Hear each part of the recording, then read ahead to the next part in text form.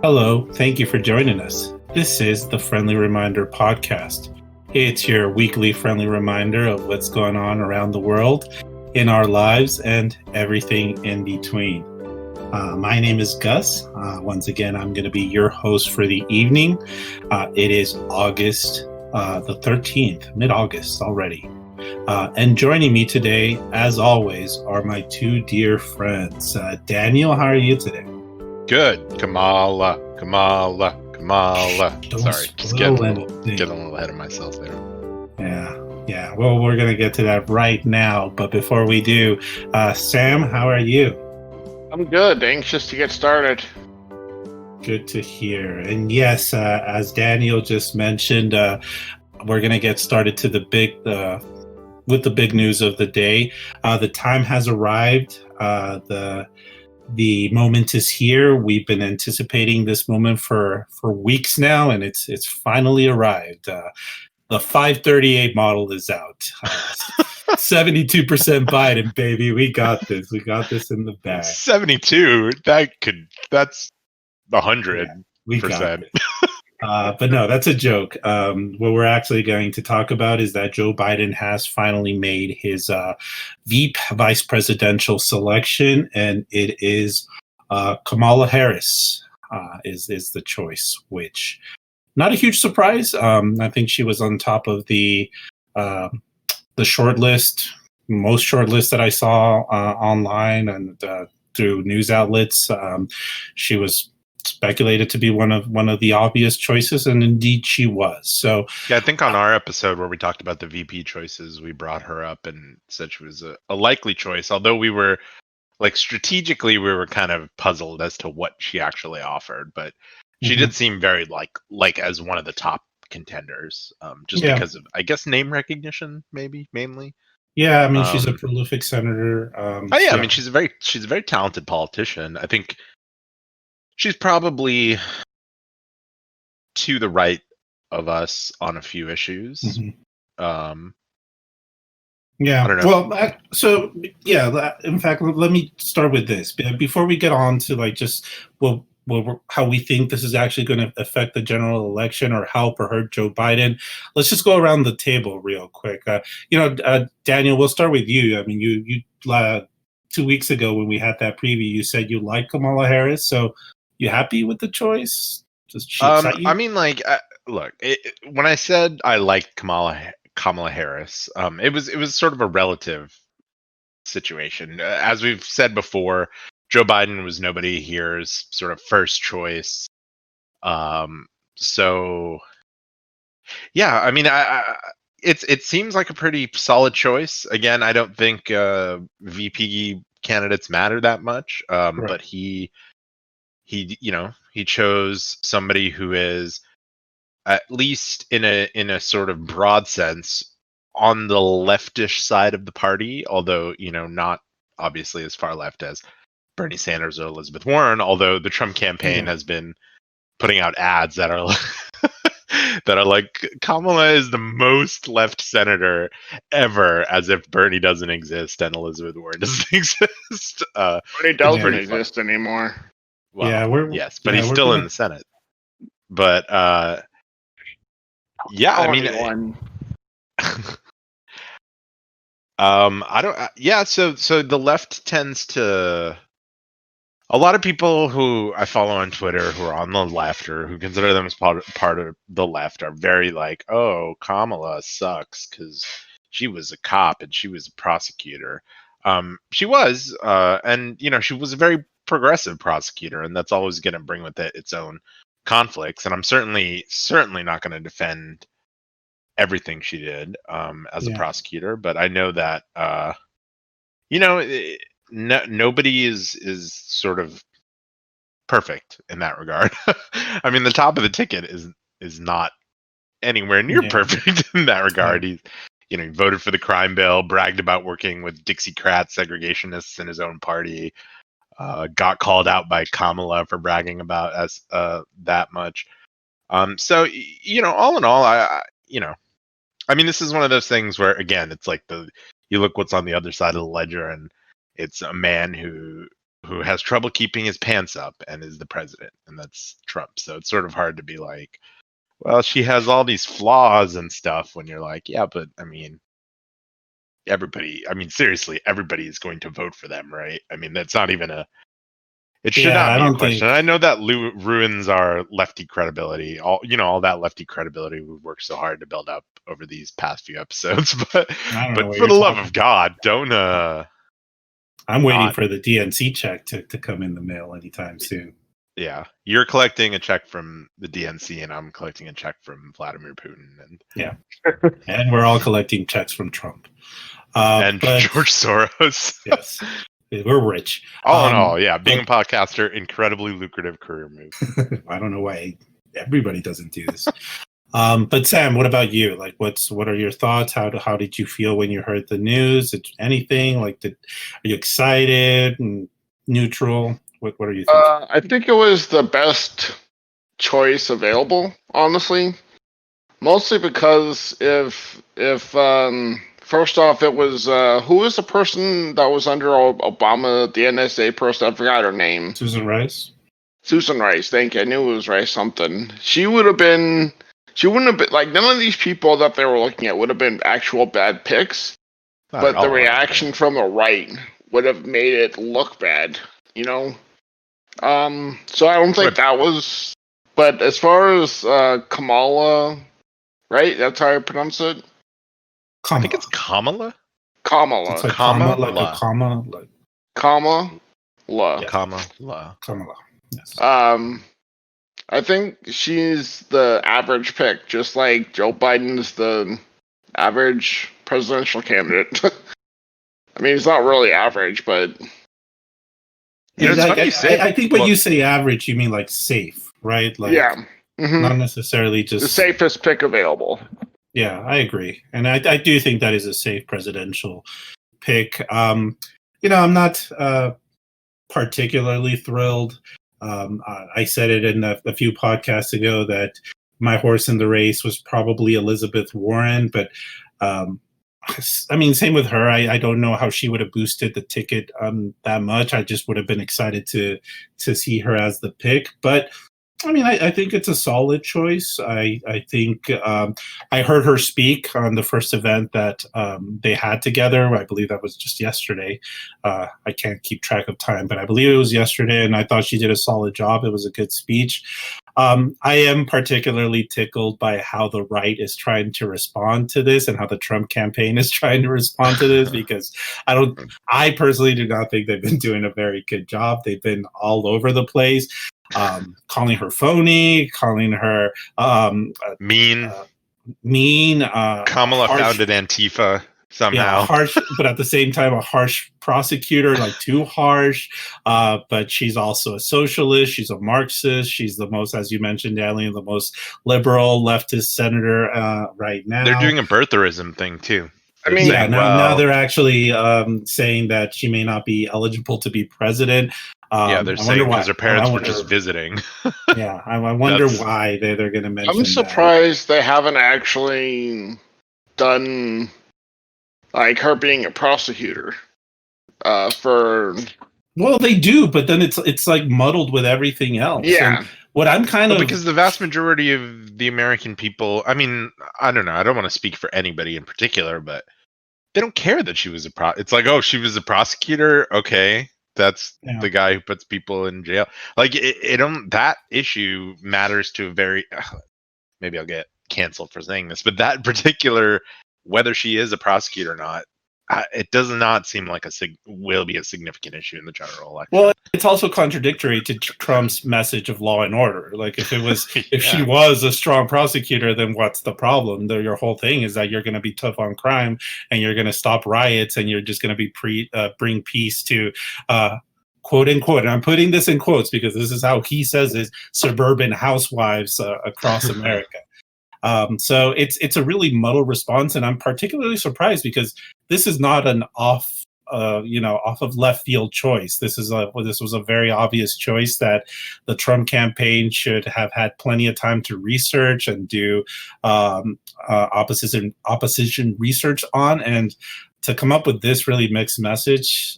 I don't know if they're just off their game, like if the whole COVID situation just has them off their game and they're just not able to really coordinate a good campaign. But it's a. Is it possible that it's not resonating with? I mean, you know who it's designed to resonate with, right? Yeah, the great big. What does he say? The life-size suburban housewife. Whatever weird thing Trump calls white people now. The suburban housewife. I just don't think it's meant. I mean, like, it sounds stupid to us, but are there people like shitting their pants because they think Antifa is coming and they're gonna, mess up their lawn furniture, like rearrange it in like a mean way or something?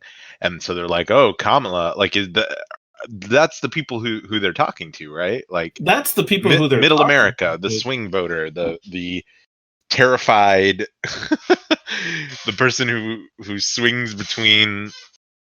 Who swung between Hillary Clinton and Donald Trump or something. But I guess my point is, like, if that is who they're talking about and that's the audience that they're talking to, why not just stay with one cohesive message, which is she is just a Marxist or just a crazy socialist that's going to help Antifa? What's this going back and forth, saying she is a leftist but at the same time a phony?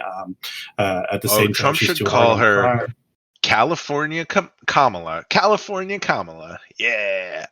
California Kamala. Sounded good to me. That'll do it. Yeah. But yeah, I mean, other than that, the pick was not a huge surprise, but I think it's fine. I don't think it's going to hurt Biden in any way. I mentioned in our preview of this pick 2 weeks ago that Biden is probably going to pick somebody that keeps him where he is, more or less. I think that's the aim right now. I mean, I believe the lead has shrunk a little bit. Right now is not a great time for polling because it's right before the convention, but he's still ahead significantly, and I don't think this is going to do, not by itself, anything to affect that. That would be my prediction, at least in the short term. It's also, I think the identity stuff is worth mentioning too. I mean, I'm not I'm not going to be super enthralled with it. But even, I mean, she is Jamaican and Asian, Indian American, which is pretty cool. I mean, and when I say I'm not super enthralled with it, I think it's because the other times, the other Indian Americans have been like Bobby Jindal and the governor of South Carolina, Nikki Haley or whatever her name is, and so the identity issues don't mean crap. Sorry, what? The FCC guy. Yeah. Not the FCC. Oh, yeah, him. I think that's a good point, though. Like, and we shouldn't minimize that. It is historic for her to. Obviously, she is the third woman to be selected as a vice presidential candidate, but she is the first woman of color. Is she the first person of color to be a vice presidential candidate from the two major parties? I can't think of anybody else. So she may if she was just the third. I mean, obviously, Obama was the first or third woman being selected, then probably. Oh, we forgot our man, Big Joe Biden. Yes, the first black vice president. Yeah. But it is historic, and it's good to see. And I think she'll be a good partner for Biden on the campaign trail. Again, I think the convention is next week. Maybe 2 weeks from now. I really don't know. We'll see how the convention is just going to be basically this, like the Zoom meeting with people in their bedrooms. Okay. Yes, it's all going to be virtual, and nobody's going to be in Milwaukee, and it's probably going to be a little bit awkward. But there should John still be Kasich gets 3 hours, and AOC gets 47 seconds, right? That's what I heard. I don't know if that's confirmed that she's going to speak for a minute. I'm sure she's going to speak more than that, but she's going to be like, "Hi, and then it just cuts. It just cuts to black to John Kasich. Oh, great! God bless America. Other than that, is there anything else you guys want to say about Kamala Harris being the pick? I mean, I think one of the issues with her campaign was her sort. I mean, if you read some of the pieces that came out after her campaign imploded, she couldn't really define herself. I don't really know. I mean, adding her to the Joe Biden campaign, I feel is like stacking lack of definition on top of lack of definition and just sort of mushing it together into a big pile of sort of oatmeal, like unflavored oatmeal. I don't think they're lack of trying to do definition, I guess. anything really. I think they're just trying to not fuck up, and by Check the not boxes and not fuck Yeah. up. I don't think. Yeah. I mean, that's a I good think this strategy. lack of definition has been helpful for Joe Biden Yeah. because all it does is put the spotlight on Trump, and Trump very willingly just drowns himself. So maybe not having this kind of firebrand like a Bernie Sanders probably would have been, and I would prefer Bernie Sanders over Biden, but I'm just trying to like view this in a general way. But maybe not try to overly define themselves is a plus for Biden and Harris right now. Or at least the polls are showing they're doing something correctly. Yeah. Anyways, we wish Kamala Harris the best on the campaign trail. Honestly, if I had to pick between those three, Harris, Biden, and Trump to be president, I would pick Harris. Harris, like 100%. without even thinking. Not even close. So, Yeah. best of luck to you, Kamala Harris. We'll see you on the campaign trail. I don't know. So when we first talked about this, we also talked about how the VP pick would be the next Democratic presidential candidate. Do you think that's what she's gonna do? Yeah. Or do you think that she could follow through with it? Yeah, that's. I'm glad you brought that up because we did mention how this pick could be the future of the Democratic Party, and I think I think it's a yes. I think, at least as far as what the establishment Democrats want, I think they very much are happy with this choice, and they're very much happy to have her be the face of the Democratic Party in 2024, assuming Joe Biden does not seek a second term if he is elected president, of course. Should be obvious that I'm putting that asterisk. But I think if they win, then Harris, I actually think even if Biden loses, I think Harris. Yeah, that's what I was thinking too. Like, even if Biden loses, I think she has a really good chance of I think if they lose, then obviously she's open to sorry, I didn't mean to talk over you, but I think if they lose, then she's going to be open to more contenders, especially from the left. If they win, then I think she's going to be the face of the Democratic Party for the foreseeable future. Her primary campaign kind of flamed out, but I think she's an enormously talented politician. Yeah. I thought the people running her campaign mishandled that situation, and she came off much more fake and forced than she probably really is. So, plus, I mean, with Joe Biden himself, we have an example of having a pretty bad run for president and then becoming vice president, and all of a sudden you're on the top of the ticket. It does a lot being vice president. Even Pence seems good. Apparently, I've seen some polls today where it's like Pence is the next choice for, which Jesus. Really? I guess it's better than Trump Jr. Just bland, just definitionless garbage. I am excited to see that debate, the Pence and Harris debate. I don't want to raise expectations for Harris. I think people are, but I'm looking forward to that debate. Probably more than I am to watching Biden and Trump debate each other. I mean, I don't even want to watch that. Like, I don't think anybody wants to watch that. Oh, yeah, we'll see how that turns out. I say Biden wins if he can just say complete sentences. He can do that, Biden. Yeah, but Hillary Clinton. I'm just purposely lowering expectations because that should be everybody's game. But anyways, let's move on. I think we've covered that pretty well. I'm glad you brought that up, Sam. That was a very good point. But let's move on to our next topic, which we do want to discuss. Over the weekend, Trump signed some executive orders. So to give some context to these orders before we actually go into detail, Congress has yet to reach any kind of coronavirus relief bill, a CARES 2, whatever you want to call it, a follow-up to the first CARES Act that was passed in March. There's been no deal. McConnell introduced some kind of bill that literally everybody hated. The right hated it. The left hated it. It was dead on arrival. The Democratic House already passed the HEROES Act like 2 months ago, 3 months ago. It's been sitting in McConnell's desk for months now.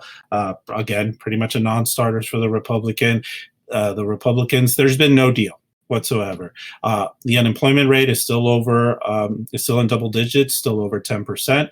We got that GDP report a couple of weeks ago that was horrific. And yet Congress, and I think specifically the Republicans in Congress, have failed to meet the moment.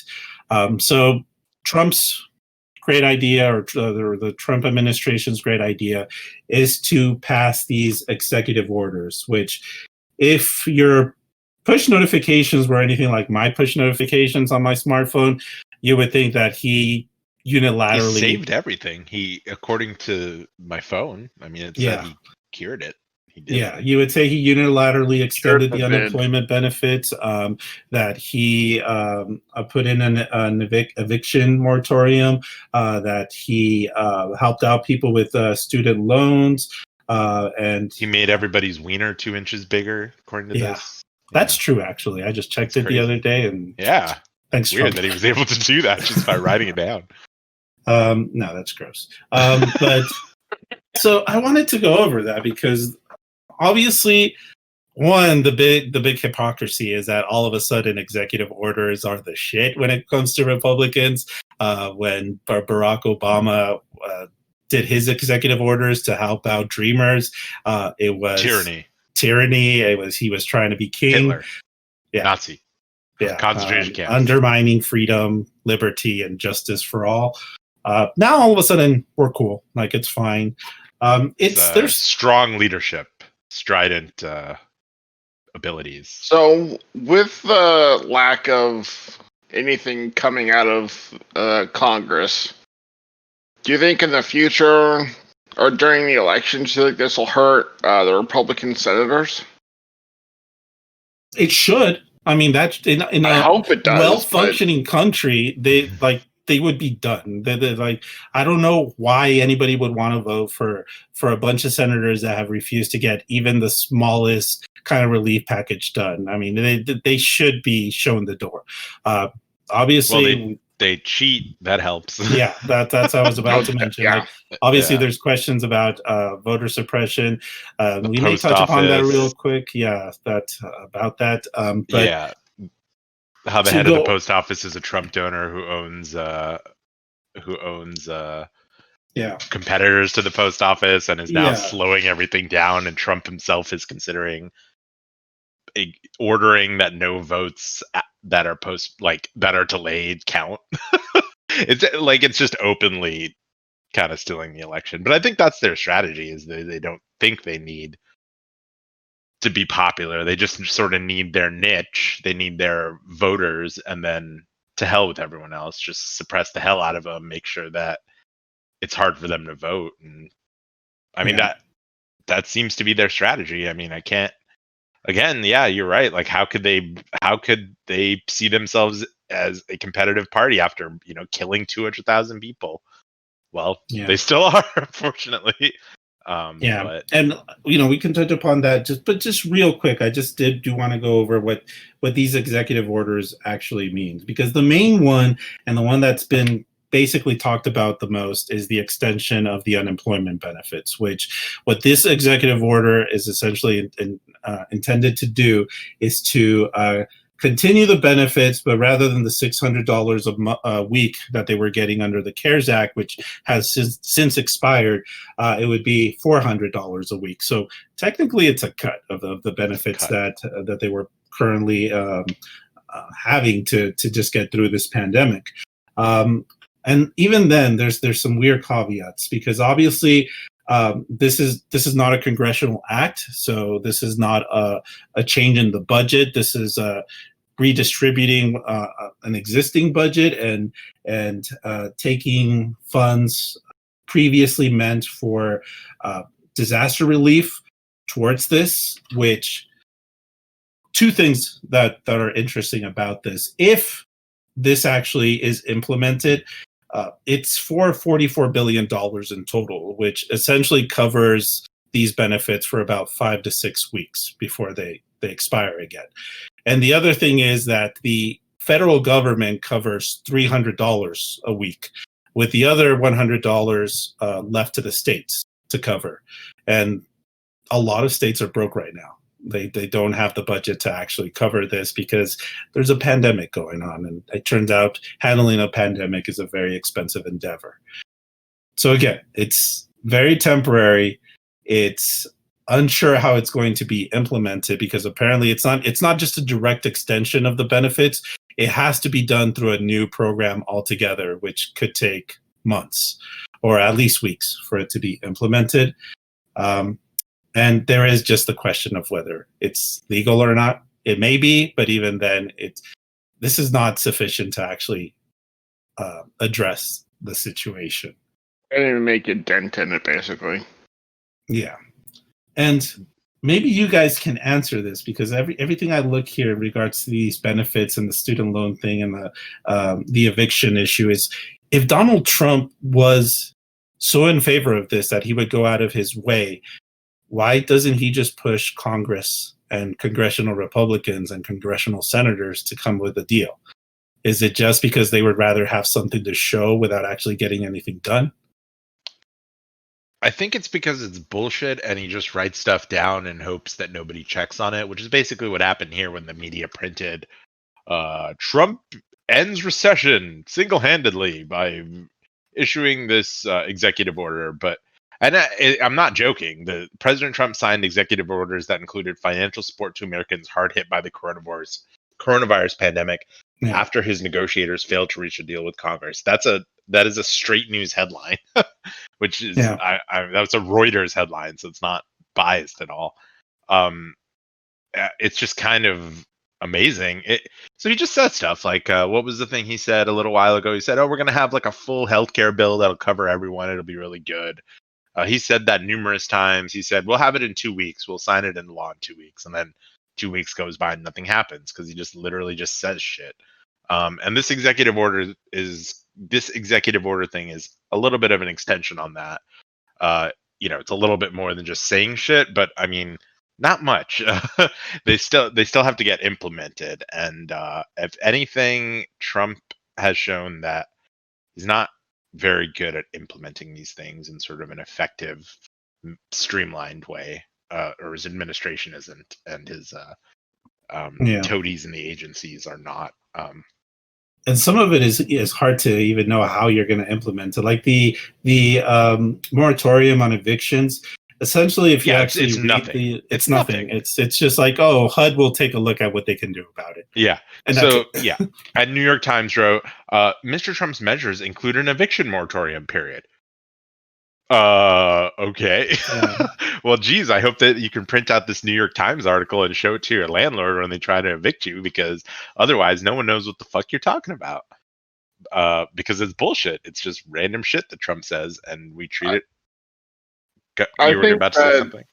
Trump is just like a figurehead right now. I don't think he could do anything to get the Senate in gear, to actually have Senate Republicans do something about it. I don't think they see him as a leader. I don't think that they see him in this serious way.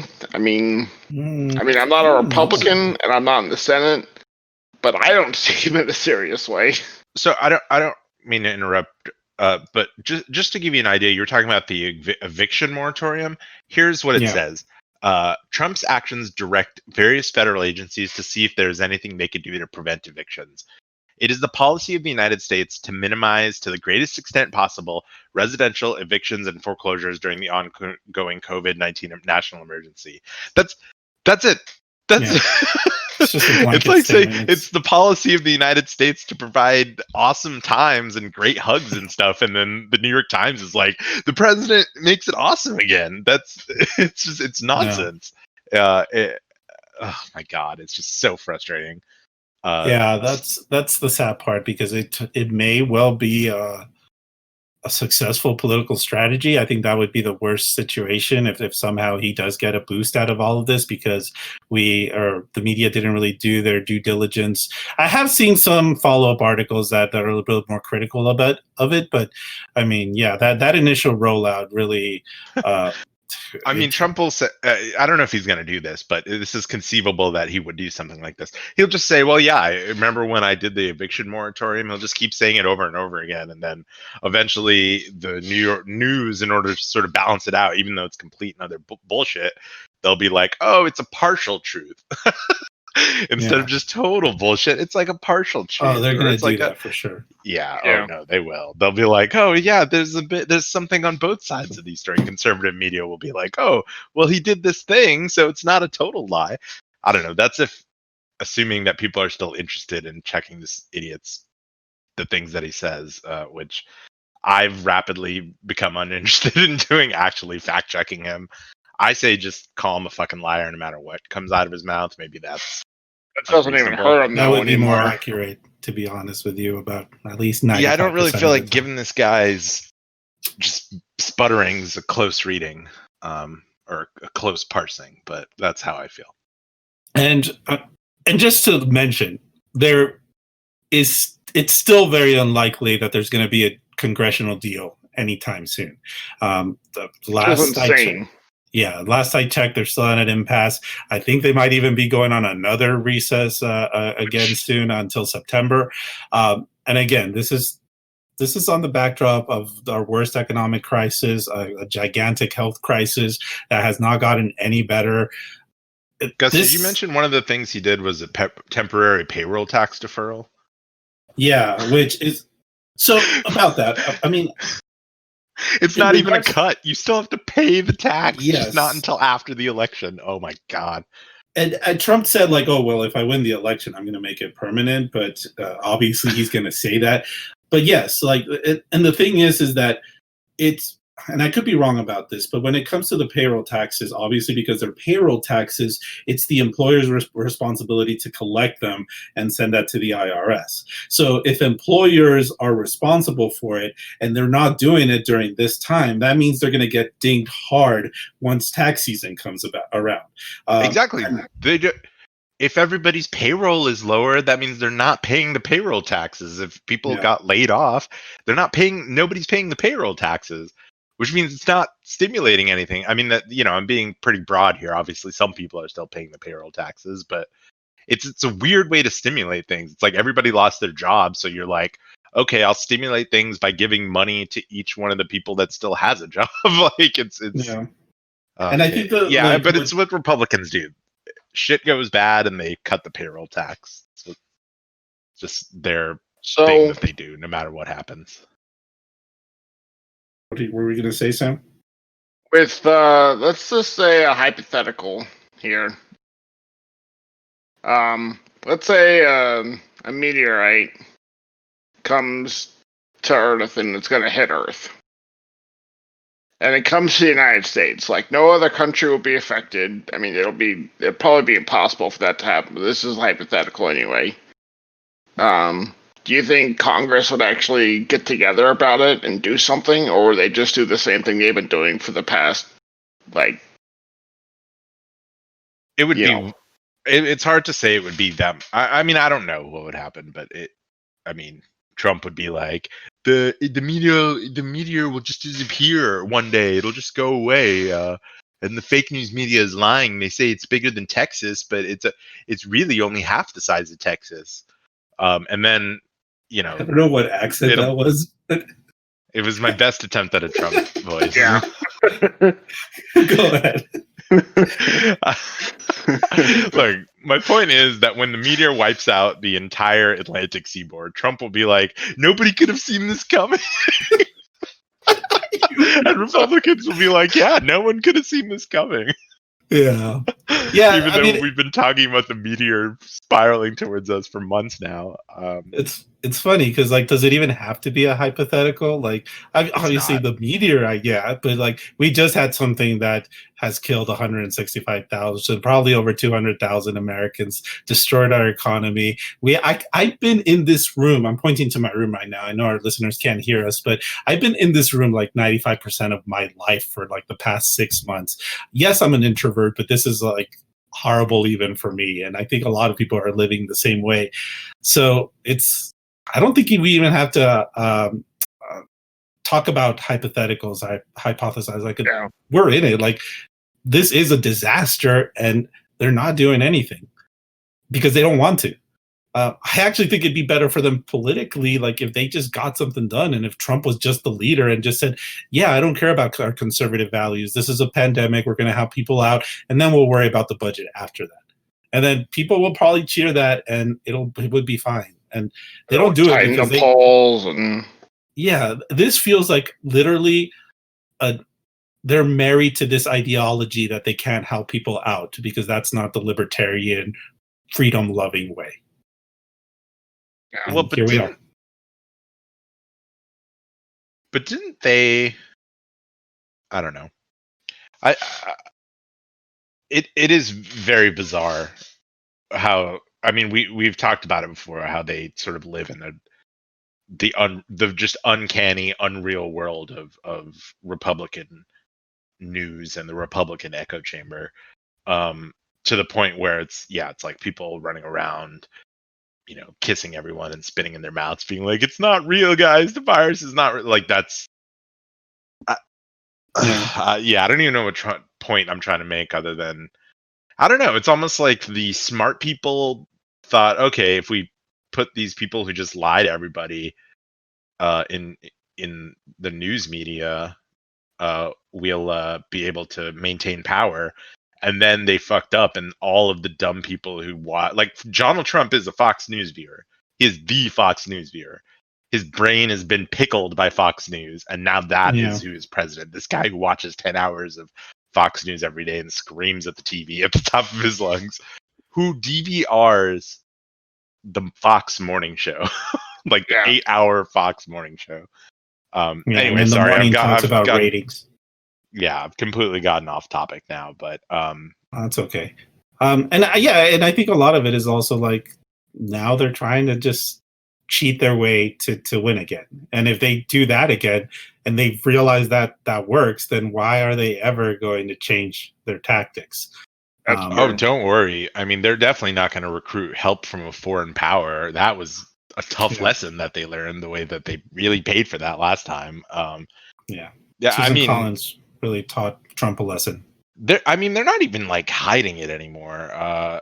Trump even said, he was quoted as saying, like, well, yeah, we're cutting money for the post offices because if they have less money, then they can't do that. Because he calls mail-in voting is a tremendous fraud, and it's the biggest fraud that's ever been seen. So yeah, we're cutting money to the Postal Service so they can't do mail-in voting, because it's a giant fraud. He's actually just out there saying stuff like this. I can get the exact quote, because I was like, they're not even hiding anymore. He said that was like the key to stop universal mail-in voting. Yeah. As you there mentioned, is. Quote, they don't have the money to do the mail-in voting. Are they going to even do it if they don't have the money? This is the president. He's in charge of all this shit. He's in charge. He's technically in charge of the post office. I hate this man so much. The mail-in voting thing is creepy as hell, because when you look at the statistics, it's very, very clear that Biden voters are going to be doing tremendous amount of mail-in voting. Yeah. Trump voters who are less concerned about the virus are going to be appearing in person, which means it's very likely that it will look like Trump is going to win on election day. And much like the last couple of elections that we've had during the pandemic, slowly yet surely, as they count the mail-in ballots, the Democrat will start to trend upwards and even beat Trump. But he's going to deny the legitimacy of that. He's going to say, "Oh, it's a bunch of fake shit." I mean, he's already saying it's fraud. It's a bunch of fraud. All the mail-in votes are fraud. I guess there's not really a cap to this, other than it's just really scary. The minor spoiler for Plot Against America. At the end of the show, Plot Against America, which is really good, based on a really good Philip Roth novel. I thought it was kind of cartoony. The sort of bad administration starts like taking ballot boxes, and they're not stuffing the ballot boxes. They're hacking the locks off of them. And they're burning the votes. And I'm like, oh, that's a little cartoony. It's literally they're doing the same thing. They're delaying it and making it very difficult for people to mail in vote. They might as well just be finding the ballots, intercepting them, and just burning them if they're going to say, well, they're not going to count if they get here, a day after the election. And you can't count those because you got to somehow count all the votes on the day. It's not like we're going through a pandemic or anything that might change the dynamic or anything. But yeah, I don't really have a thesis to that other than it's scary what's going on. Yeah, and again, the Postmaster General, Lois DeJoy. The Democrats in Congress are pulling the head of the Postal Service, who's a big Trump donor, DeJoy, who looks like just a greasy bald thumb. They're pulling him, and they're gonna be like, "Why are you doing this?" And he'll be like, "Oh, to make it more efficient or something." Which is untrue. I mean, it's just becoming, it's crawling deliveries to a halt. They've set it so that states have to pay the full price for mail-in ballots when they used to only have to pay a third of the amount, which states did not budget for. They're delaying the ballots in a lot of states. Republicans are arguing for a rule that any ballot, even if it's postmarked by election day, does not count if it gets there after election day. Again, Trump, they're just doing this stuff out in the open, and they're just like, mail-in voting is a bunch of fraud. I mean, it's kind of terrifying. I mean, you read about what happens in Russia. And if any American read these headlines and they just substituted anytime it says United States of America, you just substitute that with a third world country. Every single so-called red-blooded American would read it and be like, oh my God, that's horrible. I'm so glad I live in the United States of America. And here we are. Socialist hellhole of Venezuela. We'd have to invade them and take them over because it would be such an unfair election. I'm not exactly sure what can be done at large, or what the Democrats can do. I know the only thing I feel like I can do is just take advantage of early voting, and just go. Yeah. Me too. It sucks that I even have to consider. Well, I mean, it sucks that I have to expose myself to this health issue so I can vote. Because my government doesn't want to do anything to allow me to vote from the safety of my home, and to be able to just mail this out and for me to have trust that my vote will be counted, because that's where we are. I don't trust this government, the federal government, and honestly even the state government to make sure that my vote is counted. And I feel like I have to take extra precautions to make sure that it does, which I never thought I'd be here. I agree. Again, they don't want Democrats to vote.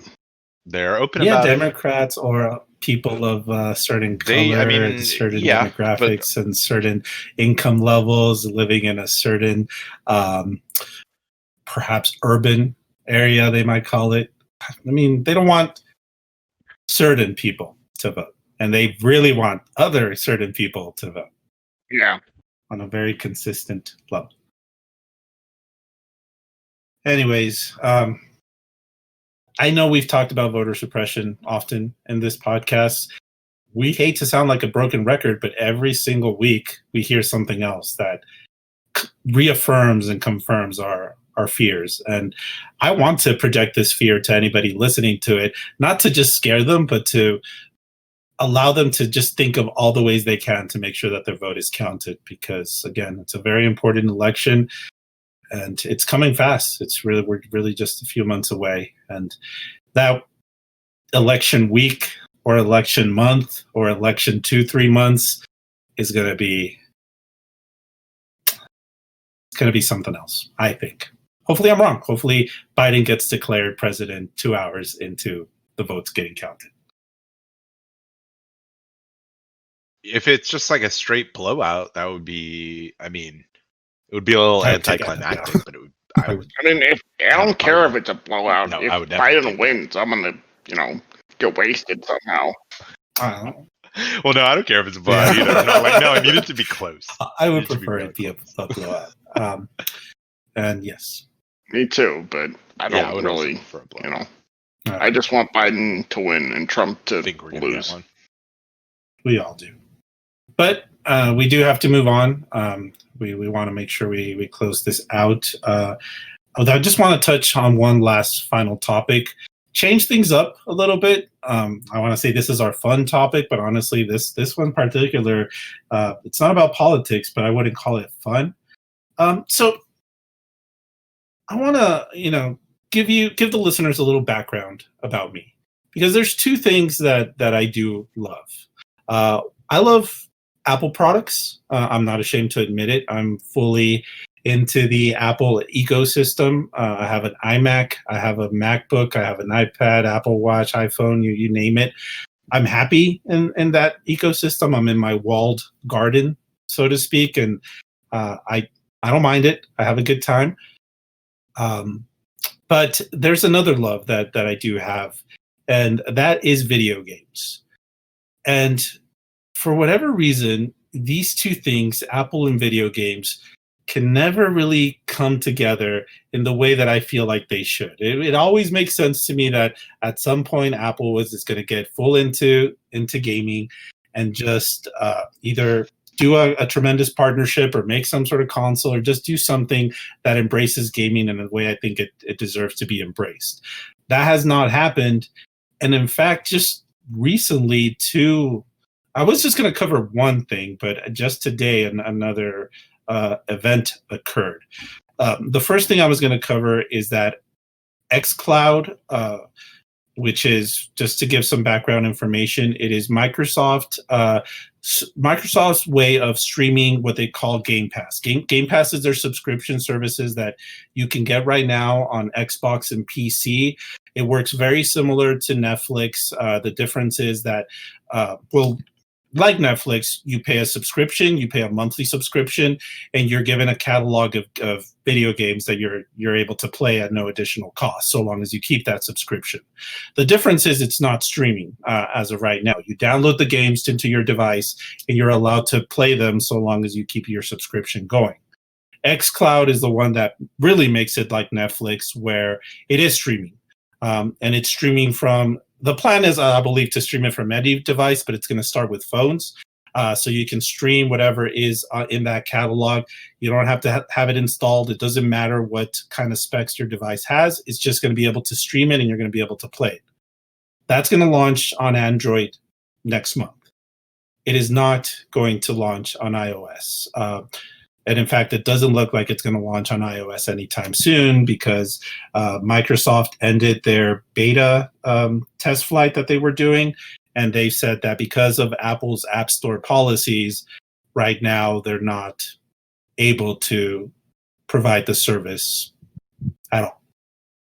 And it seems what is the issue here is that Apple came out and said that they feel they have the right to review every game on an individual basis. That's what the App Store policy states.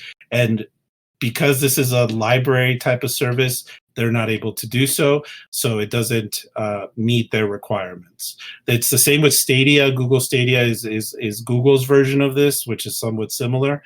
And so Apple users such as myself, who I was stoked to I'm already a Game Pass subscriber, so I was stoked to take advantage of this.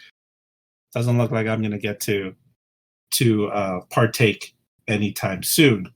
And then coupled with that, just today, Apple removed Fortnite. Fortnite, the biggest video game right now in the world.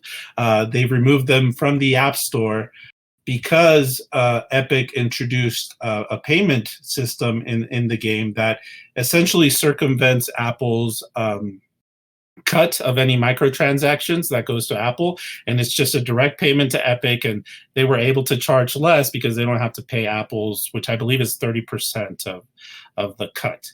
And we think this is a good thing because Fortnite sucks, right? I don't care about Fortnite. Like like a Game Pass to me is just a personal, genuine bummer. I don't care about Fortnite the game, but I do feel like this is different than other. I mean, they don't. So go ahead. Just to let everyone know, if you ever make a podcast and you try and put it on Apple Podcasts, they review our podcast as well. So it takes like a couple extra days for a podcast. So some dude at Apple headquarters is listening to us babble about something. Yes. Fucker. Enjoy. So, I'm sorry, Daniel. You were going to say something. Oh yeah, I was gonna say this seems similar, but correct me if I'm wrong. They have policies where you can't like purchase things through other apps. So like for example, Kindle, you can't purchase books on the Kindle app. You have to go to the website and purchase things. They don't allow an app store within an app store. Yeah, like they don't allow an app store within an app. Essentially, like the only way you're supposed to be able to purchase anything is through their official app store. And yes, you're exactly right. That's the reason why with Kindle you're not able to go through their Kindle app store. You have to go through the website. You can use Kindle as the reader as an app, but you're not. They're not able to offer the store there. What about? Well, I want to say real quick, like even then though, this is not really a store. I mean, this is a catalog. This is like Netflix. They offer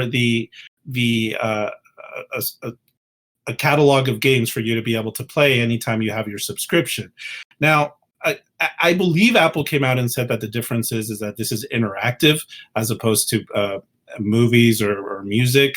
I don't know. Maybe that for them that they feel this is obviously their excuse, but they're trying to say that this warrants additional scrutiny, even though there is already a board that reviews video games and determines how the appropriate level in terms of age and whatnot. There's already an independent board that reviews that. So I feel this is just the same old thing where it's just Apple is obsessed with control. They're obsessed with keeping that walled garden completely under their control. But I think a lot of app developers eventually capitulate to that because there's just so much money to be made. I don't know if Epic and Microsoft will. I'm kind of hoping they don't. And the reason I feel that way is because previously, I don't think there's been any big app that has not been able to be on the App Store because of these issues. You know, every kind of game-changing app that's out there, every Uber, every Lyft, Airbnb, any major app that you think of, there's a version of it in iOS, and they were able to make it work. The last time I could think of something similar was when Apple kicked Google Maps and offered their own maps, and it was a disaster, and then there was no Google Maps, and for a brief period of time Apple users or iPhone users did not have a good map app on their phone. Yeah, that was the only time where it felt like, what are you doing? But this feels like, to me, for example, like this sucks. I want Game Pass on my iPhone. Like I feel left out. Like, why do these Android people? There might be some room to negotiate. Like, is this going to be resolved? Because I think there are certain. I feel like for Audible, I can now buy Audible books through the Audible app, which I did not used to be able to do before. So there's an Amazon app that you can buy stuff through. Well, but it's on App Store. Yeah, you're not buying digital apps though, or digital content. Okay. Yeah. And experiencing it right there. I think that's the rub of it. The difference. What about Amazon Prime though? Isn't that? I mean, it is kind of the same thing because they don't review each individual movie in Amazon Prime, and Apple sells movies. It's a little bit inconsistent, I think. Yeah. I mean, maybe they say, maybe it's just not reasonable to look at every single movie on Amazon Prime. But, there's a lot of garbage in the App Store. Yeah, so that's the other thing with the curation policies. It's not like you're getting high quality stuff in the App Store all the time. There's a lot of garbage that gets through. I don't think they curate for qualities sake, at Yeah, least so not what? all. I mean, maybe for So who some, cares? just some like they want to Hey, get they let the spam friendly or reminder podcast through that. I mean, geez. yeah, All or right. garbage. Yeah. Yeah, I mean, maybe they only really care if it's like obvious fraud or something like that. I don't think they're really curating for like this app does not meet our high quality standards. But I don't know if they're able to strike a deal because I don't think this is necessarily a money thing. If it was a money thing, I would feel confident that Apple, Microsoft, and Epic. I mean, these are Epic's like worth like 17 billion, and then Apple and Microsoft are two of the biggest companies in the world. Like, there's some deal to be reached here if it was just an issue about money. But if it's an issue about like, if it's just Apple just being strictly stubborn about the kind of control that they want to have over their store, I think something's got to give. Either Microsoft has to change their xCloud and Game Pass service in a substantial way on the iOS platform, or, and this is what I hope happens, Apple just capitulates and changes their honestly fairly draconian policies when it comes to the App Store. There was a congressional hearing just a couple of weeks ago, pretty much and Tim Cook was grilled on this. And honestly, as much as I love Apple, I'm hoping they keep the pressure on. I hope there's still more congressional pressure on. I hope Microsoft and Epic stick with their ground, and I hope Apple gives in, because this is not benefiting me as a consumer, to be honest with you. And I could not care less if Apple gets 30% of their cut or not. But you're going to be a PC user from now on? No. I mean, I'm kind of stuck because I'm but like, I think about like, you two have an iPhone, right? Sam and Daniel? Yeah. But you don't have a Mac, right? Like, no. Like, I could, like, if somebody in your position asked me and they actually cared about Game Pass, honestly, I would be like, yeah, just upgrade to an Android phone next time, because you don't have to deal with the whole ecosystem thing that I have to do. That it would be kind of a pain in the ass to give it all up, and it just sucks. I think this is actually a generally big thing. I think video game streaming, I don't think it's going to be the future in video games, but I think it's going to complement our current gaming life very well. I think a lot of gamers are still going to want to play games natively on the device because they care about input lag and graphical fidelity and all that bullshit. But it's not bullshit. It's important. But for a lot of people, this is huge. You know, once you get to travel again, a lot of people would love to play Halo on their phone. That shit's awesome. I want to do that. So this sucks. And this is Apple's fault in my eyes. I can't really see it any other way. As much as I love their products and some of their services, like this, they need to change this shit and be a little bit more consumer friendly. And I picked this for it to just be my rant, so I apologize if I kind of took over this, but no, I was going to ask if you. So, are you familiar with United States versus Microsoft, the antitrust case from the 90s? Vaguely familiar. It just seems like Apple is doing a bunch of stuff that could potentially get it in hot water. And, antitrust law it's not the most clear-cut thing in the world. And a lot of it depends on who the DOJ is and what the DOJ wants to enforce. But in that case, Microsoft was dinged and basically ordered to stop basically bundling and favoring its Internet Explorer web browser with its Windows operating system. They started making it so you couldn't it was harder because they said you're favoring, it's anti-competitive to favor your bundle. And I'm just thinking of that and comparing it to this, and it's like it seems so far beyond that. I mean, Apple is it's like, we sell books, we sell movies, and we're going to make it hard as hell for you to, we sell games, and we're going to make it impossible for you to put this all-you-can-eat game. I mean, it just seems like it runs into the same kind of issues, but, what do I know? I'm not a antitrust expert. It just seems like the same kind of thing to me, but, Yeah, I mean, for me, I will probably never be that into games on phones. I'm a PC gamer all the way. So, but it does seem very cool to have games at the touch of your finger, basically. Well, I've seen you play like games on your laptop streaming from your PC. But it's still on a laptop. It's not on a phone. Well, but your I don't know laptop how it uses works, like a little basically. tablet. Yeah. Yeah, no, I mean, okay, yeah, playing it on your phone is not the ideal way to play a lot of these games. But I mean, I don't think that's the point. Right. Like I said, I don't think it's necessarily the future. Like, I don't think this is going to replace just traditional PC and console gaming.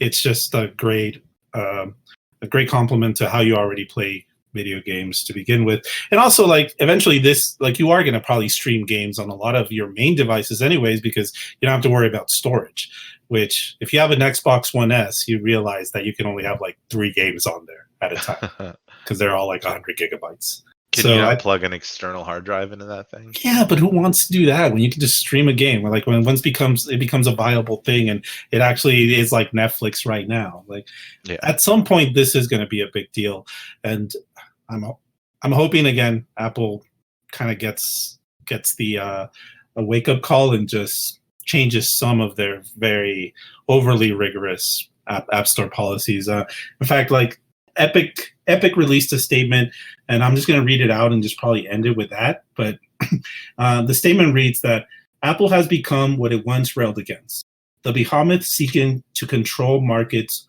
block competition, and stifle innovation. Apple is bigger, more powerful, more entrenched, and more pernicious than the monopolist of yesteryear. So I think that statement that Apple has become what it once railed against, it rings fairly true to me. Like Apple is Big Brother. And yeah, like Apple once complained about Microsoft stifling innovation, and here we are.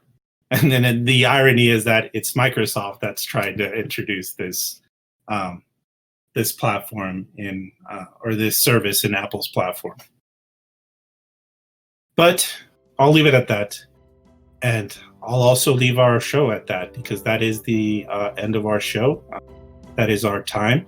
So once again, I want to thank Daniel and Sam for joining us today, or joining me today. Thank you so much. Thanks so much. Thanks for having us. And I do want to thank our listeners. Thank you once again for joining us. We look forward to hearing from you again next week. If you do have any feedback, please go ahead and send us an email. Sam, do you happen to have that email address there with you? friendly.reminder@gmail.com. Perfect. Thank you so much. So go ahead and send us any feedback, questions, anything that you just want us to know. But I do want to thank you again for listening to us. And we'll see you next week for yet another friendly reminder.